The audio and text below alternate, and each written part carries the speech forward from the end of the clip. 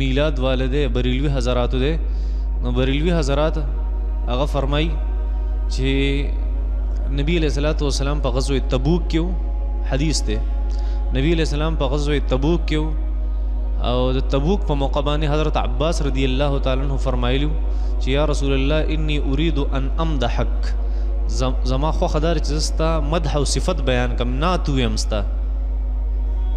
نبی علیہ السلام اجازت ورکو. نو حضرت عباس رضی الله تعالی عنہ فرمایل چې یا رسول الله کله چې ته پیدا شوې نستا په پیدایش باندې او ستا د نور د وجه ټول دنیا منوره شوه. صحیح ده؟ ناتی وی او د نبی علیہ السلام د پیدایش بارکی وی. نو پته لګی چې د نبی علیہ السلام په پیدایش باندې ناتخوانی کول دغه ته موږ میلاد وایو. نو مناول بالکل درستی. نو دا خبره میلاد دلیل نه ده، دا د نبی علیہ الصلوۃ والسلام د صفت دلیل ده او د نبی علیہ السلام د ناتخوانه داغي دلیل ده. ځکه چې کدا د ربیع الاول کې په بهر ربیع الاول باندې میلاد د پر دلیلو نو تبوک خود رجب په میاش کې شو. دغه په میاش کې پسبرګ کې او ته ناتخوانه کې په کوم میاش کې ربیع الاول کې. نو د خپل منځ کې تعلق ده. حضرت عباس چې کله ناتخوانی کړه او شیرونه ویلو رضی الله عنه د نبی علیہ السلام بارکه په کوم میاش کې د رجب په میاش کې، اته کله کې د ربیع الاول په میاش کې. وایي په دې باندې نو دام څه دلیل نه دی. البته دونه خبره ده چې د ناتخوانه لپاره یو دلیل دی. بل یو خبره دریم دلیل چیرې قرآن کې الله جل شانو فرمای قل بفضل الله وبرحمته فبذلك فليفرحوا هو خير مما يجمعون. مسلمانانو له پکار دي چې د الله په فضل او د الله په رحمت باندې خوشاله شي. د الله فضل قرآن دی او د الله رحمت پیغمبر دی صلی الله علیه وسلم. د الله په قرآن او د الله په پیغمبر باندې له څه پکار ده؟ خوشحالي پکار ده. فبذلك فليفرحوا پکار ده چې د مسلمانان په دې خوشاله شي. موږ په خپل پیغمبر خوشحالي وو. نو کم مسلمان به چې هغه د پیغمبر په خوشاله باندې نه خوشحالي، د پیغمبر په پیدایش باندې خوشحالي، په دې کې څه دلیل خو نشته د میلاد لپاره.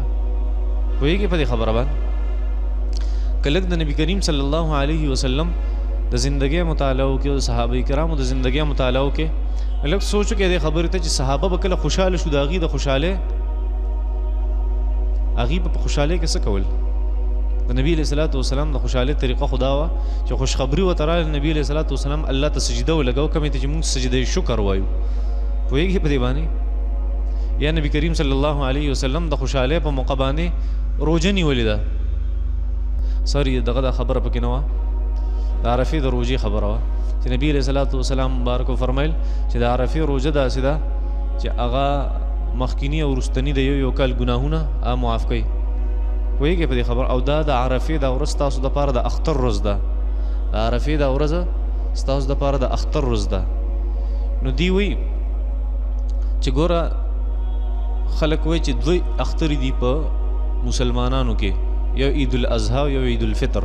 نو دریم عید میلاد النبی پکې د کوم ځای نه راغی؟ نو نبی علیہ الصلوۃ والسلام د عرفې ورځې ته اختر ویلې چې دا ستاسو د اختر ورځ ده. او په دې چې څوک روژه ونیسي د عرفې 9 تاریخ چې کوم ده ذوالحجې،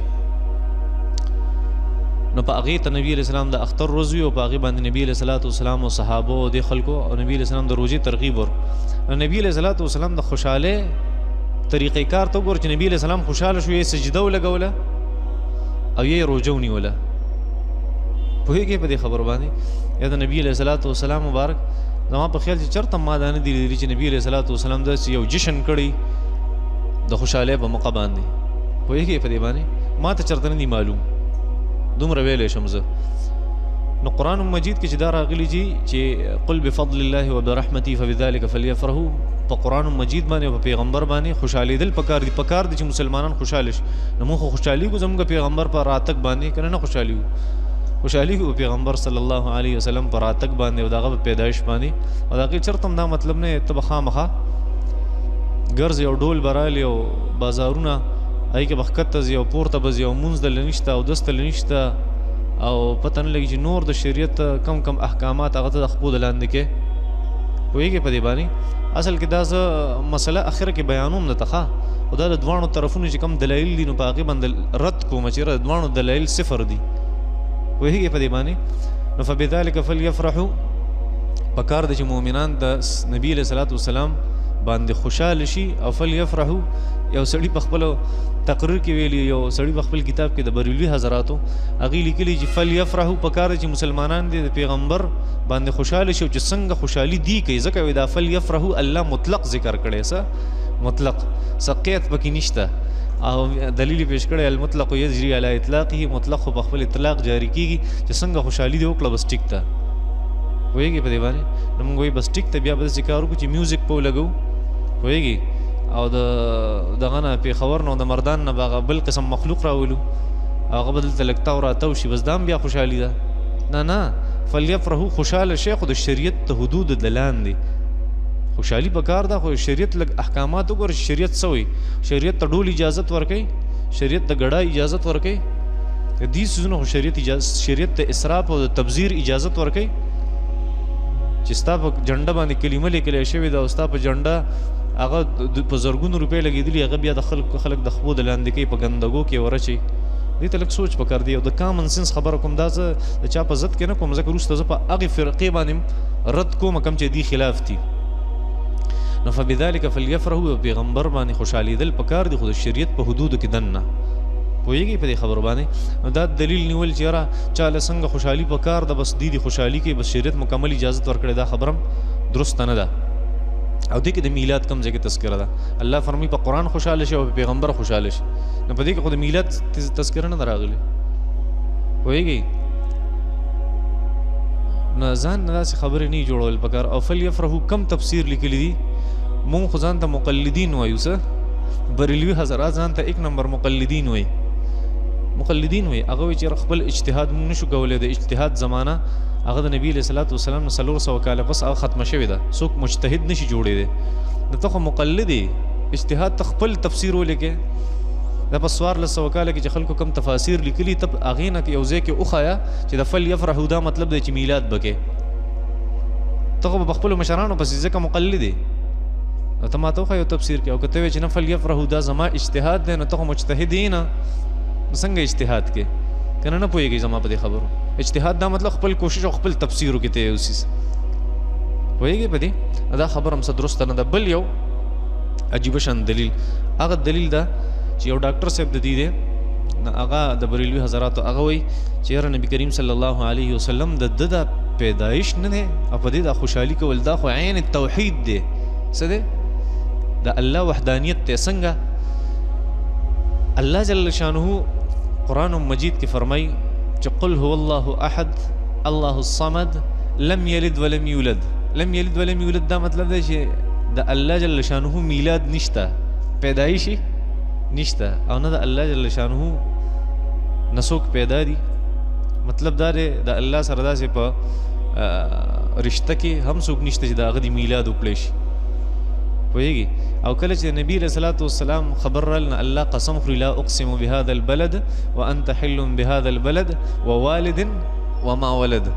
قسم می دی په خار مکه مکرمه باندې، وانت حل بهذا البلد، ته حلال په دې کلی کې، ووالد وما ولد، او قسم می دی په پلار باندې او دغه په بچی باندې. یعنی ابراهیم علیہ السلام یادې او نبی علیہ السلام یادې، یا د ادم علیہ السلام ناسونه پیغمبران او د نبی علیہ السلام پر والدین راغلي او د بچی راغلي دي. دغه سلسله وي د نبی علیہ السلام د ولادت باندې قسم خوړلې الله. په ولادت پته لګي چې میلاد کول پکار دي. په دې کې د میلاد خبره کم ځای کې ده، د میلاد خبره نشته. الله جل شانه فرمایي ووالد، او د نبی علیہ السلام په هغه آبا او اجدادو باندې کم پیغمبران دي په هغې مې قسمي، وما ولد، او دین چې څه پیدا شوي یعنی نبی علیہ السلام یا پیغمبران ته پیدا شوي په هغې مې قسمي. په دې کې د میلاد تذکره کم ځای کې ده. او یا کم مفسر اوسه پورې چېرته دا معنی کړې ده په 1400 کاله کې.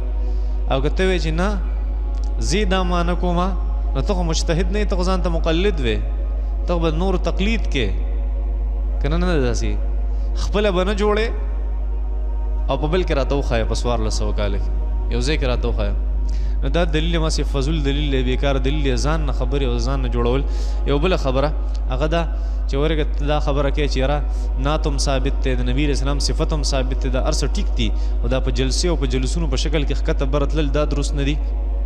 که دا درست نه وي چېرته بیا دا ته چې په ډولۍ پسې ځې راځې، په ډولۍ پسې زی او راځي، نو دا په کوم ځای کې راغلي؟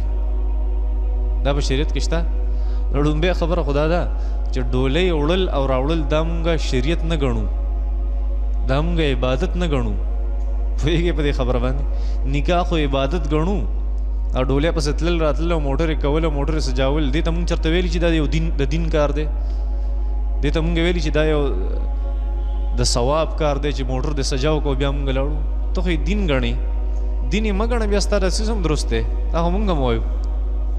پوهېږې په دې خبره؟ نو دا خبره کول چې یاره دا بارات او دا ډولۍ دا هم نشته بیا په شریعت کې، نو دا خو فضول خبره ده. فضول خبره دا ده چې هغه مونږ دین نه ګڼو، او دغه ته دین او عبادت ګڼې. عبادت مونږ هغه څه ته وایو چې شریعت مونږ ته څه ویلي. بس د شریعت نه بار چې کوم عبادت کېږي، سیوایي کوم عبادت کېږي چې شریعت په هغې باندې نه وي وارده، یا شریعت وارد وي او ته په هغې څیز کې زیاتی کې، دغې څیز ته خو مونږ بیا بدعت وایو. صحیح ده؟ او بله دا خبره ته وایې ډولۍ نه وه، نو دا خبره دې بلکل غلطه ده، ځکه ته د تاریخ نه ناواقف یې. ته ماته دا خبره وکړه چې نبي علیه صلات وسلام د حضرت عایشې ډولۍ راوړه، تا ته هغه واقعه پته ده؟ مدینې منورې تمامې زنانه تللی نه وې په حضرت عایشې پسې رضی الله عنها. نبي علیه صلات وسلام هلته تللی نه و، او چې حضرت عایشه رضی الله تعالی عنها فرمایي چې ما هغې وخت کې ما بار لوبې کولې او زه خپلې مور را دننه کړم، او بیا زه صفا را صفا کړم، کپړې راته بدلې کړې، او بیا ما هم پی وسکل، او د هغې نه نبي کریم صلی الله علیه وسلم هم پی وسکل. نبي علیه السلام زمونږ کر راغلی و، هغه وخت کې وایي زه داسې وشرمېدم شان چې دا نکاح هم څه شی دی، دا هم یو څیز دی. نو دا څوک د مدینې منورې زنانه نه وې تللی هلته؟ اوس هغه جدا خبره ده، که څوک یو موټر خلک بوځي او که څوک 10 موټره خلک بوځي، که لږ خلک ځي که ډېر خلک ځي. پوهېږې په دې باندې؟ خو بارات ثابت دی په شریعت کې. پوهېږې په دې که نه پوهېږې؟ اوس دا خبره چې ته وایې چې یاره په هغه وخت کې خو موټرې نه وې، ته په موټر کې ډولۍ راوړې، دا خبره هم دی فضول ده. مونږ نه په هغه وخت کې په اوښ باندې خلکو راوړه، اوس یې خلک په څه کې راوړي؟ په موټر کې راوړي. او نه اوښ مونږه په هغې ډولۍ راوړل شریعت ګڼو او عبادت یې ګڼو، نه په موټر کې مونږ ډولۍ راوړل هغې ته عبادت وایو. که نه داسې نه ده؟ پوهېږې په دې باندې؟ دا خو زموږ یو رسم دی، یو رواج دی، دا خو موږ د دین حصه نه ګڼو چې دا دین دی او په دې به خاص ثواب میلاویږي چې موټر دې سجاو کو، په مرسډیز کې دې راوړه، په V8 کې دې راوړه، یا په رینج روور کې دې راوړه، دا خو موږ د دین حصه نه ګڼو. ښه، دا هم فضول دلیل دی. بل یو دلیل، هغه دلیل دا دی د میلاد دپاره چې دی وایي چې ګوره نبي کریم صلی الله علیه وسلم په راتګ باندې د مدینې منورې ماشومانو او خلکو خوشحالي نه وه منعو کړې. نبي علیه السلام چې کله مدینې منورې ته راننوتو، داسې په چوت ځای را روانو، نو ماشومانو تمبل وو، نو زموږ تمبل تم ثابت شو، او ماشومانو شعرونه وي چې طلع البدر علینا من ثنیات الوداع وجب الشکر علینا ما دعا لله داعی. دا وګوره ماشومانو نظم مې او تمبل مو زموږ تمبل ته ثابت شو د نبي علیه السلام په راتګ باندې. او بل ته ثابت شو، بل ته نعتونه ثابت شو، شعرونه ته ثابت شو. موږ ته وایي یو خبره ده چې هلته نبي کریم صلی الله علیه وسلم یو خبره ده چې دا مونږ نه منو چې نبی علیه صلات ستا دا دلیل مونږ نه منو. ولې نه منو؟ ځکه هلته نبی علیه صلات وسلام په پیدایش هغې خوشحالي نه ده منعو کړې، د نبي علیه السلام په هجرت باندې خوشحالي منعو کړې. دا کوم فضول دلیل ته پیش کې؟ که نه نبی علیه السلام په پیدایش که نه د هغه په راتګ او په هجرت باندې خوشحالي منعو کړې وه. په هجرت او پیدایش کې فرق دی، نه پوهېږئ؟ هغه نبی علیه السلام د مکې نه مدینې ته هجرت کو، نو ماشومانو نظم مې. او دویمه دا خبره که دې منو، پوهېږئ په دې خبره؟ که دا خبر دې ومنو چې نبي علیه صلات وسلام د هغه په راتګ باندې ماشومانو جینکو تمبل والی د خوشحالي منعو کړې، نو هغه خو ماشومانو ته ماته د غټو دلیل پیش کا، ته ماته خبرې د غټو کې او دلایل د ماشومانو پیش کې. او د ماشومانو دپاره خو مونږ بالکل بالاتفاق زمونږ مذهب دی چې هغه تمبل بالکل والی شي، څه نقصان نشته، هغه زمونږ مذهب دی تمبل والی شي. تمام شروحات د احادیثو مبارکه وګورئ، ماشومانو دپاره تمبل وال جایز دي. پوهېږئ په دې خبره؟ ماشومانو جینکو تمبل والی دی، نبي علیه السلام په هجرت باندې والی دی. نو اوس که ته وایې چې دا نبي علیه السلام پیدایش و، نبي علیه السلام خو په دغه ورځ نه و پیدا شوی، هجرت یې کو.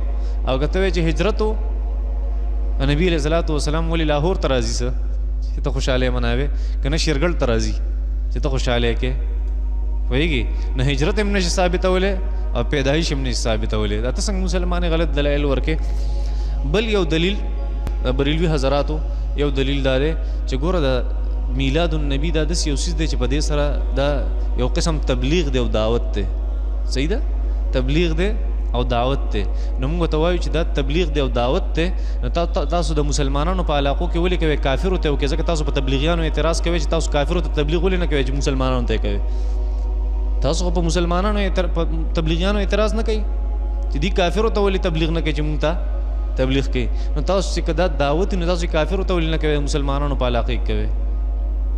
پوهېږئ نه؟ داسې فضول دلایل دي، داسې دلایل ټیک نه دي. ښه بل هغه خلک دا خو د هغې خلکو باندې رد چې کوم وایي چې میلاد هغه کول بالکل ضروري دي او که دې ونه کړه ته ابلیس یې.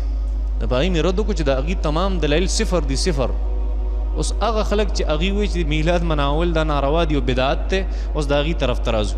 د هغې لومبی دلیل دا دی چې حدیث شریف کې راځي چې په آخري زمانه کې به یو قوم راشي هغه به داسې کارونه کوي چې الله به ورته د هغې حکم نه وي کړی.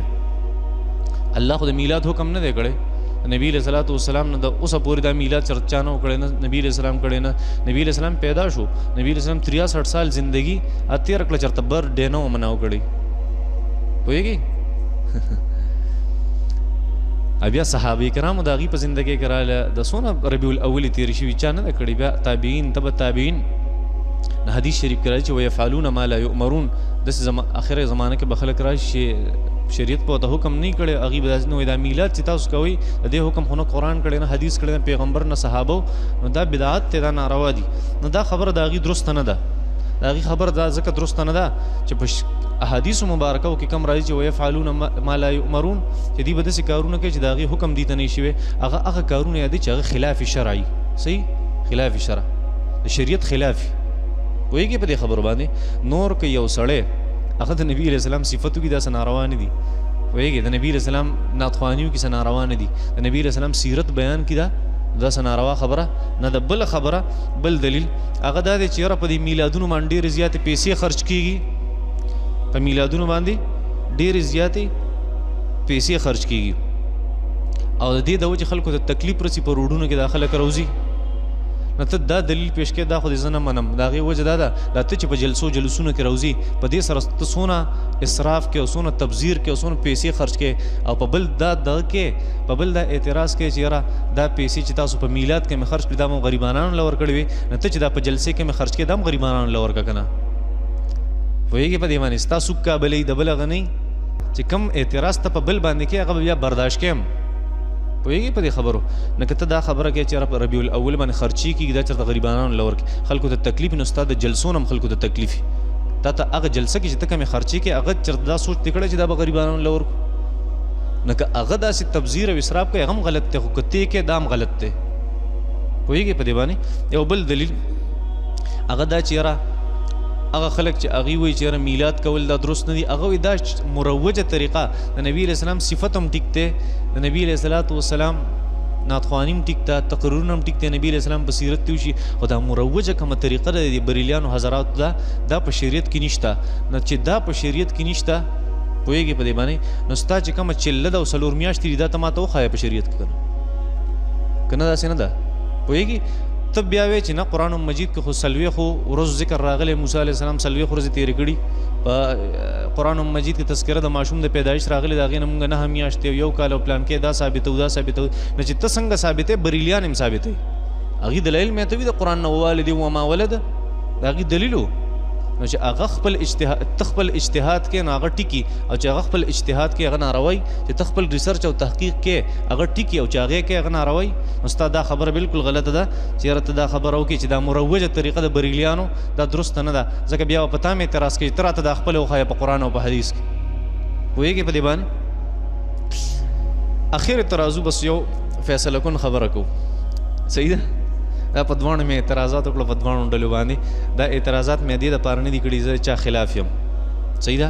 تاسو ته ما ویلي زما چېرته د یو مسلک سره تعلق نشته، زما د یو سیاسي پارټۍ سره تعلق نشته، نه د چا طرفداري کومه چې سره ته قرآن او حدیث کې او په خپل شریعت کې حق ښکاره شي، بس حق زما مذهب او حق زما مسلک دی.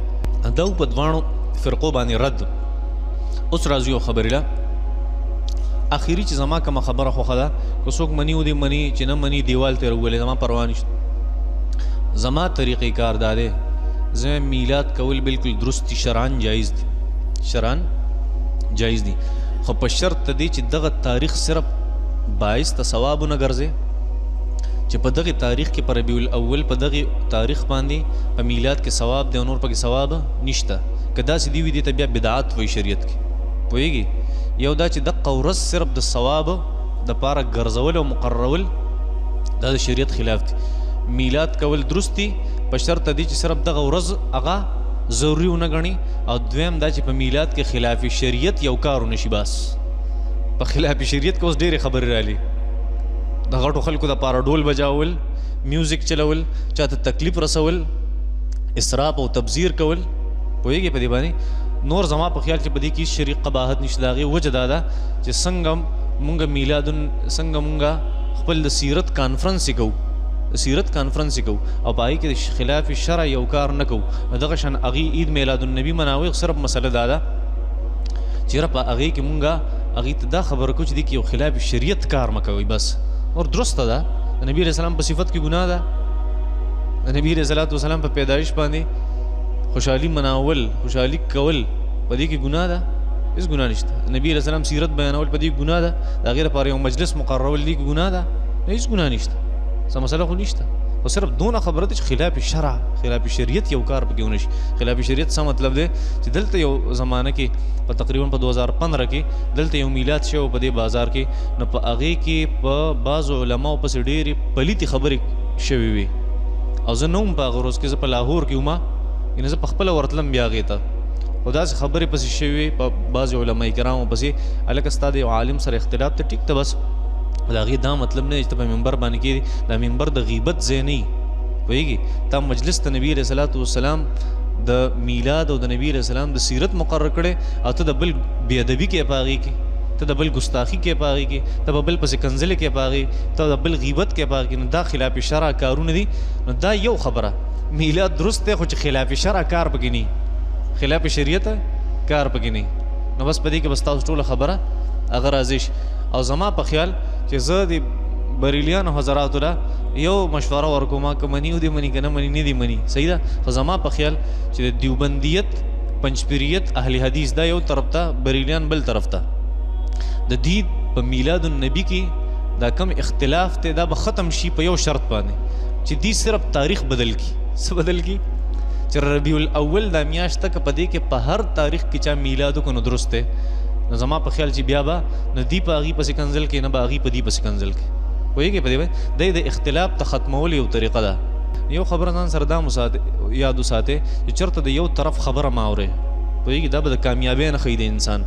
د یو طرف خبره اورېدل دا ګمراهي پوهېږي یو کتاب کتل دا هم ګمراهي چې صرف دا یو کتاب ګورم نو ټول کتابونه شاته غورځوم تا یو کتاب کتلی دی تا 100 کتابه پرېښي مسلمانه نو ته به خود په یو باندې شفون مې او بل به ته پلیت هم ښکاري بل به ته جاهل هم ښکاري بل به ته قمقل او بېوقوف هم ښکاري نو چې یو کتاب څوک وایي بې دا حالي صحیح ده نو یو بالکل دا ذهن نه وباسئ زه چا طرفداري وکړم یا د چا داسې وکړم یا داسې وکړم هر هغه کار چې هغه د قرآن مجید خلافي خلاف د قرآن مجید خلاف پیغمبر صلی الله علیه وسلم د احادیث مبارکو د هغې خلاف یا زمونږ د شریعت چې نور کم اصول دي قیاس دی یا اجماع ده او د هغې خلاف کم مسایل کېږي نو کوشش کوئ چې په هغې باندې چېرته عمل مه کوئ پوهېږي نور په ښه او په خراب باندې هر سړی پوهېږي پوهېږي که اختلافي مسله ده په الله مې د قسم که نه دا خلک په پیسو ګټلو پوهېږي په کور جوړولو باندې پوهېږي په غم خادو باندې پوهېږي نو په دې نه پوهېږي چې دا مسله ټیک ده او دا مسله غلطه ده